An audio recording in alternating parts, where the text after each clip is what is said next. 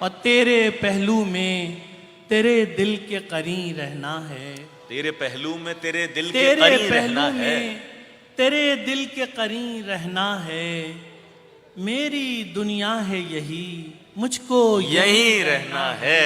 वाह वाह, क्या मतलब है साहब। काम जो उम्रे रवां का है उसे करने दे। काम जो उम्रे रवां का है उसे करने दे।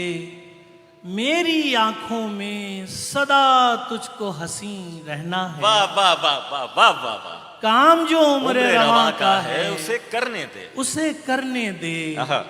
मेरी आंखों में सदा तुझको हंसी रहना है। वाह वाह अशफाक भाई।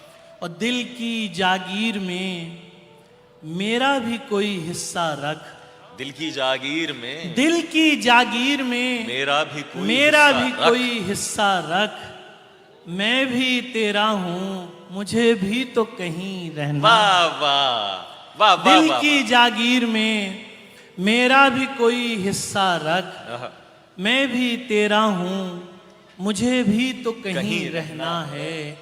आसमां से कोई उतरा न सहीफा न सही। आसमां से कोई उतरा न सहीफा न सही।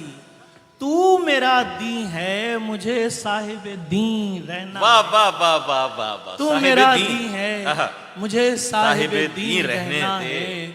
मैं तेरी सल्तनते हुस्न का बाशिंदा हूँ।